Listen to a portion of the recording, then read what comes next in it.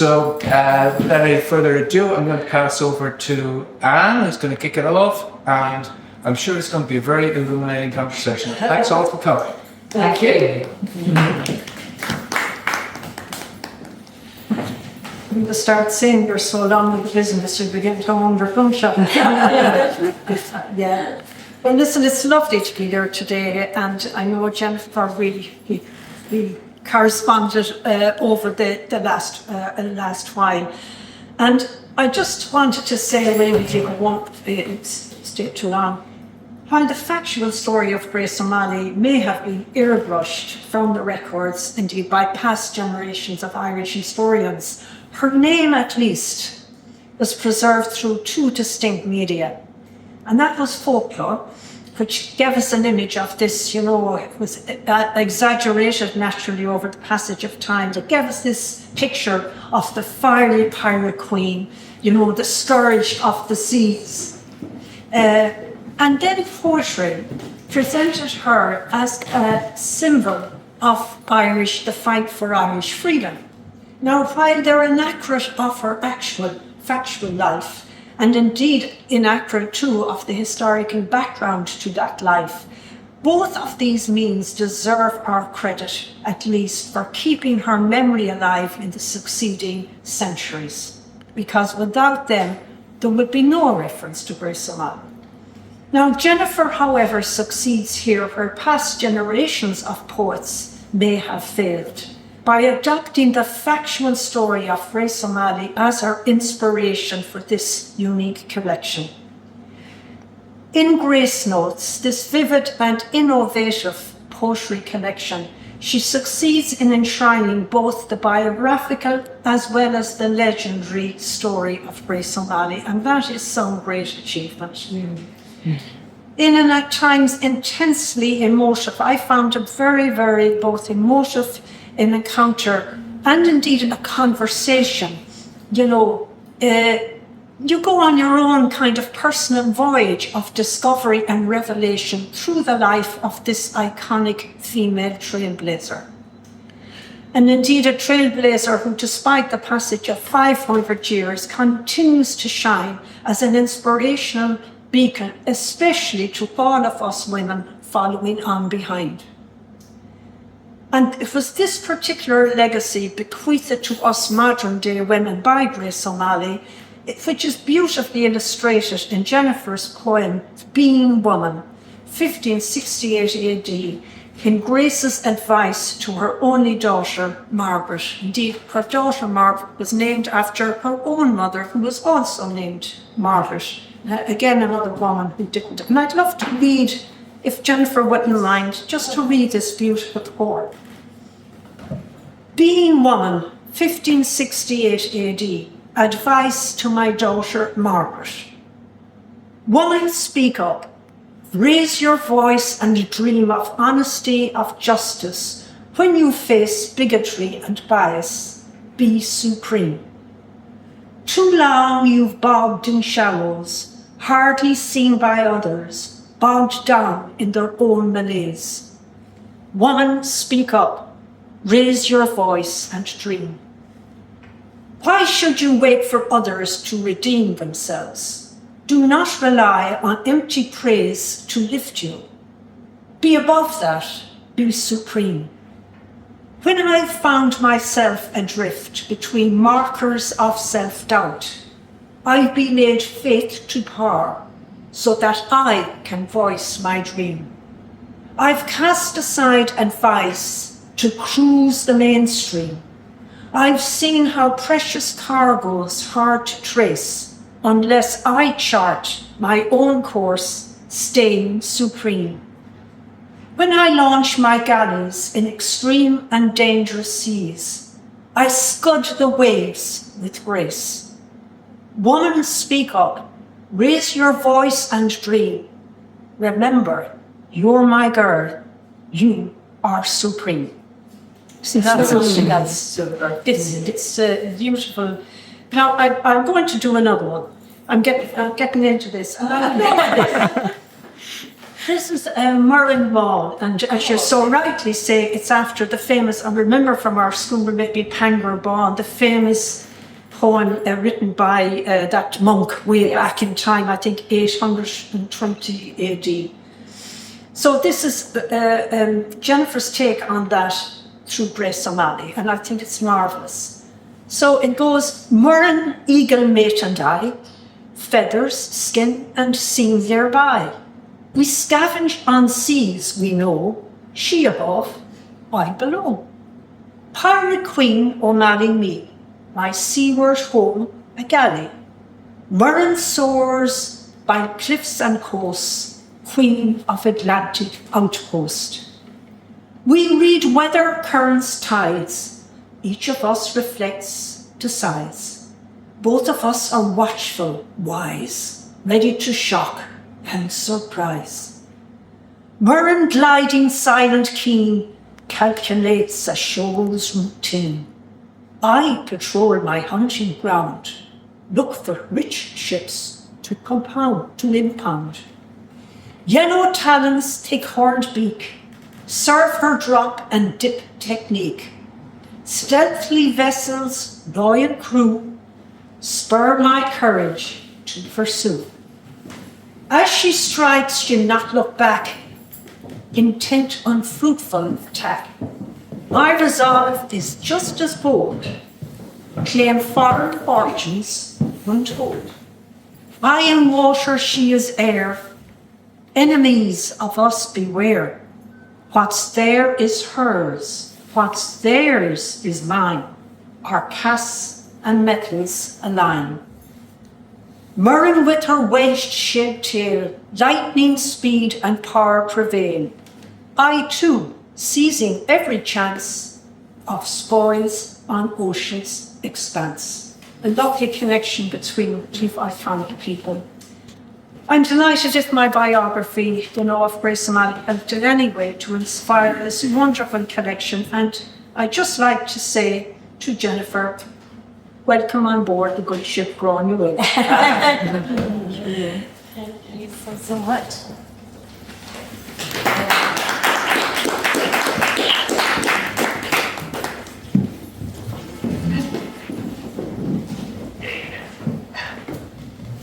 Well, first of all, deepest gratitude to you, Anne, because yes, your book was the foundation, the launching pad for this collection, and your very, very kind words about bringing Gráinne to life. I really, really appreciate it, because as far as I'm concerned, you're the Gráinne expert, and I have your book here, and just showing how well thumbed and well underlined and marked and abused with love. That was the foundation on which all of these, most of these poems were based.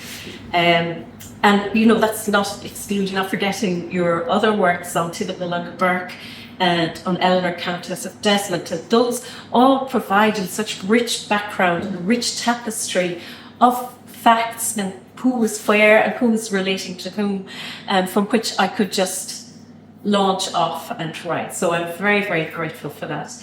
And I just want to thank Books Upstairs for providing this venue for the launch. I thank Morris and Laura who organised it. And I need to obviously acknowledge my publishers, Salmon Poetry.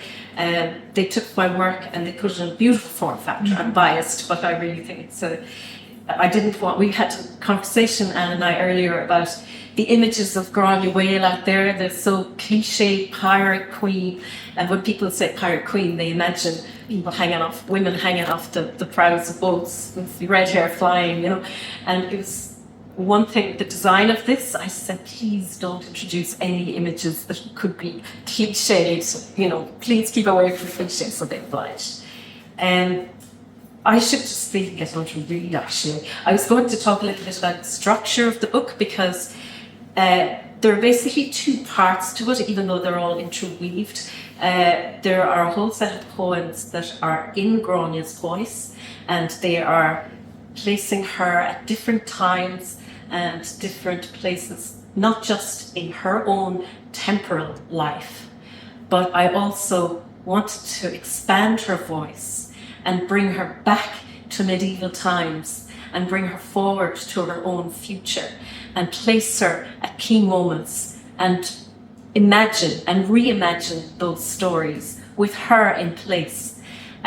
So there, she travels temporarily here as well as through her own small life. Her life is much bigger, the voices, and hence the title. I actually pick the under title, Giving Voice to Gráinne Mhaol. It probably should have said Giving Voices, because as I went through it, she took on a whole lot of different voices, and that's you need to see that hopefully when you read it. And the interspersed with those Gráinne poems in her voice are what I call rescued poems.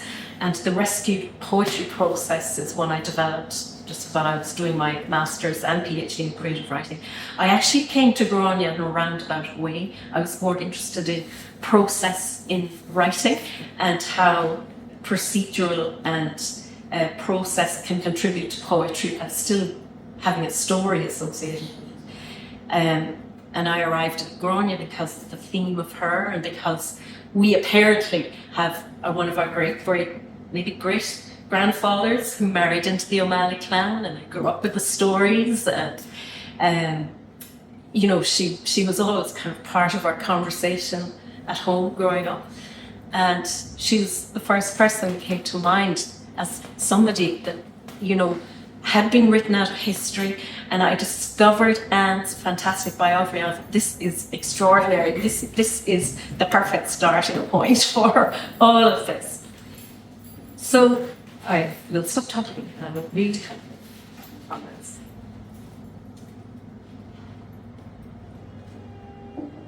Girl overboard, 1536 AD.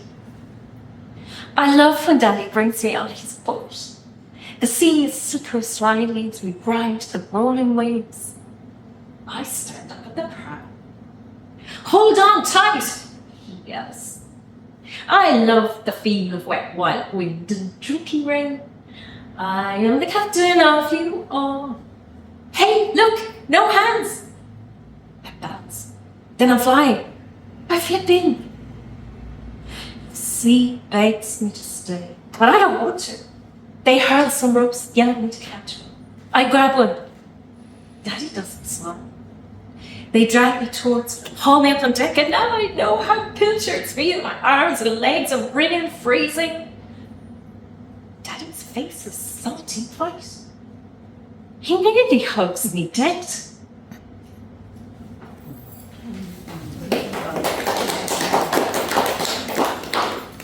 So I mentioned the rescue poems, and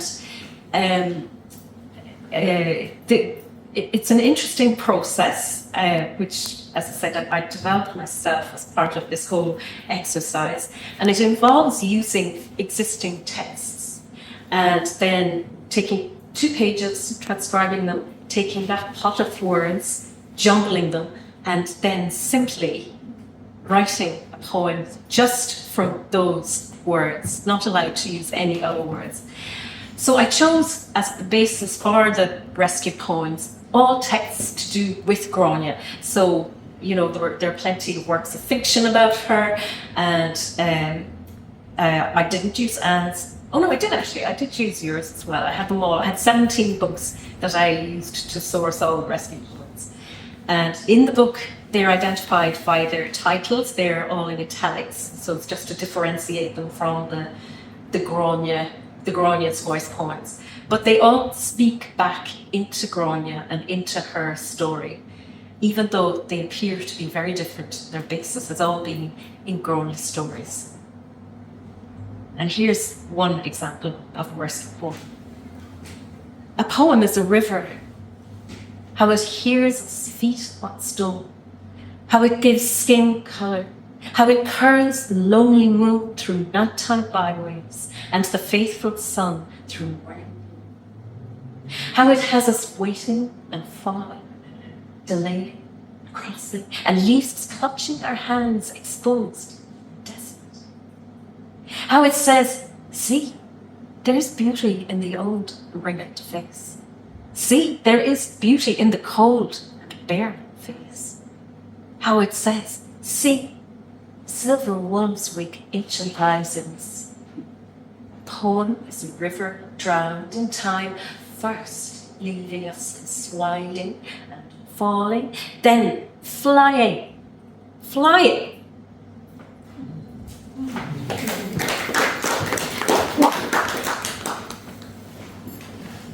And it's very interesting that you chose to read We're in Bonn, because that's actually one of my favourite ones. I know you shouldn't have a favourite of your own work, but you know the way you always have, there's always something particularly fun. And yes, it's probably one of the most constrained poems in the collection. So all of the Gráinne poems, they all have some sort of rule or form about them. They're either all in iambic pentameter, or they have 4 beats, or there's a section of the medieval poems. There are 4 poems that are after Seamus Heaney's Seeing Things book, and they have the exact same form as those poems. So 12 lines, a certain rhyming scheme. So everything is very constrained in this book, but We're in Bonn is probably the most constrained, because Panga Bonn, as I said, was written by an anonymous monk somewhere in Austria, and it was written as a gloss on a manuscript. So he was bored, he was looking at his cat, and it's basically about his relationship with his cat and how their lives are parallel. And, the cat's doing his thing, and he sees the likeness to what he's doing with his work and manuscripts. And I thought, that's all set up there. Now, my challenge is turn that into a story that relates to Grace, Gráinne Mhaol, and what she's doing. What would be a likely companion for her? Well, she's out on the seas. An eagle makes sense. What would I call her? Because Panga Bonn has a name, the cat has a name, the cat has 9 names probably. Or 3 names actually. But I said, what would she be called? Something to do with her colour, because Muireann actually means white. So, it's probably tautology to say We're in Bonn. But, and so I followed the form of Panga Bonn exactly. And I used Frank O'Connor's translation of the poem to follow, because he was very true to the original of the form of the original poem. And so that had a lot of constraints to it. So I just thought I'd add that. I said I brought Gráinne through to medieval times, but I also brought her to the future, her future. And I pinned her to 3 different points. One was a time during the famine, when there was and there's a strong link between the Choctaw Nation and the Irish. So that is one of the poems, refers to that.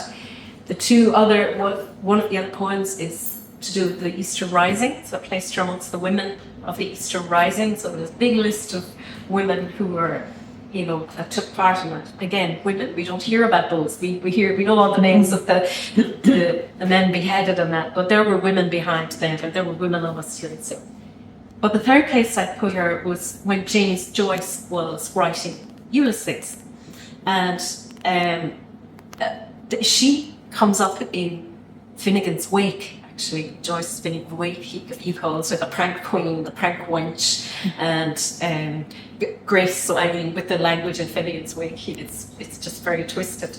So I thought she might have a say in his ear while he's thinking about things. This is Molly Unleashed, 1921 AD. I rise above my feather bed and find I'm in a future, not my time, not my country. An icy wind skeeting across from the mountains. A thin fellow countryman is straining over his new seal to an ancient story. He scribbles and mutters in Sassanach tongue. The smoothest place is right there. Did he ever do a thing like that before? I croon through vapours. He inclines his head, listening for voices, living, dying, or dead. His heart goes like mad, and yes, I will. I said, yes, I will, yes. I'm a juicy pear where his breath makes me warm. And yet, not a particle of love in our new place. So I hum through thickening air and sing for Nora. I sing my Margarets, my mother and my daughter. I sing of Maeve and Bridget and the remembered, the forgotten, the nameless. I mourn the disappeared. I weep for the defeated, the broken, the silenced. and I wait for their names to be inscribed in the heavens, there where that eye of the sky is watching is just about to blink its aegis lid. And the sky will brace itself and go quiet, and the sun will be turning still and chill and fading, and waiting to see if the eye will compute the blink and reel. Like long ago, and when last it opened, it saw the first sun into being. It saw the first sky into being. And I know, as I'm here, how eternity passes in the blink of an eye, the ones that's witnessed the wives of the world, the bones of the lifeless. And now he's hearing the voice of the Queen, and words shoot out from pistol pen. Yes, because he never did a thing like that before. Yes, because he never did a thing like that before. His face is now receding. A return from sleepful visions to graceful dreamful lives.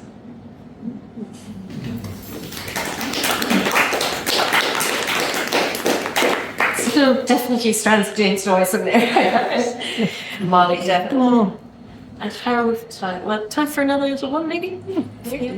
I know there's a rugby match on, so I'm very conscious of people's itchy feet to go. But I just thought maybe...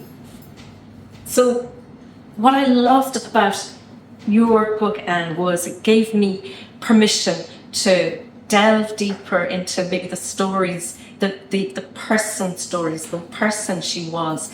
There's a solid foundation of what she was doing and who she was with and the political motivators. So what I've done with the Gráinne compositions is to get into her character and imagine how she felt then. Because obviously we have no, we have permission to imagine how she may have felt in a time or doing a thing that we know she did. So I actually, somebody asked me how did I do that, because a lot of things I've never actually been on board a ship and pirates have boarded or anything like that. So I asked a lot of questions of her. I wrote a lot of questions asking her how she might have felt and what did that mean? And of course that helped me research. It also helped me look around for answers to similar scenarios or imagine them myself. But she was a woman. She was such a fiery, capable woman, and she had commanded thousands of men and thousands of galleys, and she had a very, very active personal life. She was married, had children, had lovers. And I thought, well, I'm going to zero in on that because that's always good fodder.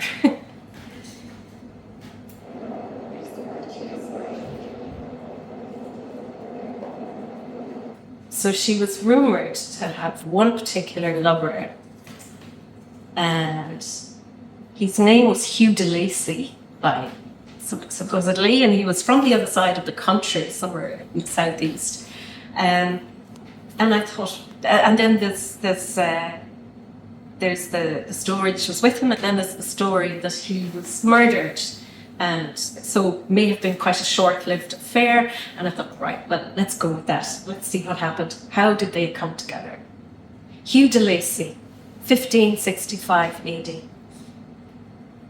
I find you off Achill Island Head. Your ship's in pieces. All your mates are gone, dispersed by ocean currents. You're not from around here. You don't have the look of a mailman. Your pallid skin is watered out and gashed. Your fine clothes are torn. I think you're dead. And then, when I stub you with my boot, you twitch and moan a little. I salvage what I can from the wreckage on the rocks, bring it and you home to clear. I feed you broth of bone. You call out restless in your dreams. Your face is pleasing. Your gold hair glimmers in the candlelight. Your legs are strong. Your body's long and limber. You're a feast to my starved eyes. I don't want you mending too soon. I watch the blood return to your pale cheeks. Now and then I lean into your neck. You smell of salt, of herbs. Oh, good God. Of what filter have I drunk? I really want to taste you. One morning, I'm dozing by your bedside. When I wake, I find you staring at me with such eyes of blue.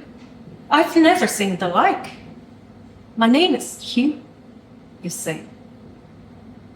That voice, as deep as 20 fathoms in a gentle swell.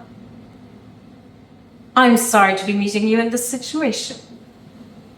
Take my hand. Hold it firm. But I'm very pleased we've met. Oh, there's no doubt we'll go far. You convalesce. Your strength returns. We talk, share family stories. We're moving closer, circling. I'm like a giddy girl. And you too are love-struck, tender, tempting. Why would I resist? No reason. We brush a strand of hair from your face. You press your lips to mine. With this embrace, we disappear without a trace behind us. Differences that bind us are released. These castle walls may not be strong enough, nor withstand long enough. The tides of lust, our bodies ride the rhythms of wild seas, and the Muscovy propels me high and wide, and not one chieftain, not one seaman ever measured to your tallow, Hugh de Lacy, and you bellow as do I, and all our kingdoms rise, and then they come. Oh, how they come. Is that just stealing it up, Ed? Appreciate it. So again, thank you so much for coming this evening this afternoon. Really, really appreciate you coming out on the chilly cold weather. It's time to go to the rugby now. Again, and thank you so much for your most lovely introduction. Of course, thank you. I'd like to thank you the current chieftain of the O'Malley clan. you. And I think, are you going to be stomping around feeling angry? She's anything but that lovely, gentle Grace, but I'd say there's the power behind it. So thank you so much for coming, Grace. Really, really.